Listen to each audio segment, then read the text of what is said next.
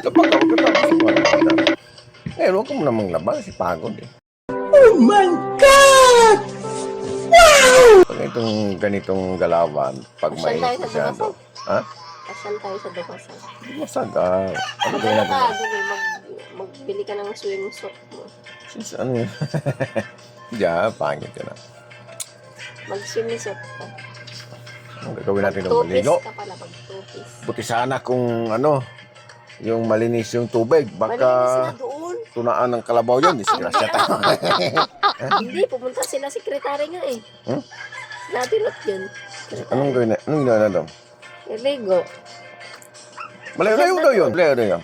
Simple naman. Maraming nakapunta. Ibig sabihin, malapit lang.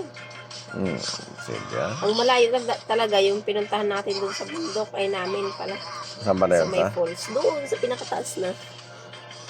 Hindi ka pa nakapunta doon eh. Di pa. Layo yun ah. Ang lamig ng tubig. Grabe. Bundok ka na. Pagka nagkamali ka ba, dulas ka na, hulog ka pa pang-pang na ko. Oo nga, sobrang ano. Pilay ka pa. Pag gumanon yung daanan, no? Oh. Tapos nakasakay ka sa kalabaw, doon ka talaga sa may batok na niya. Sigurado yun ah. Dadaus-dos. Pag tumama pa yung paa mo doon sa mga matutol sa bato na wala na. Pilay. Sugatan ka pa doon. Lipad Dapat. ka, aswang ka naman. Dapat tumamling ka. Nagbangsit ka, mag-anuang ka.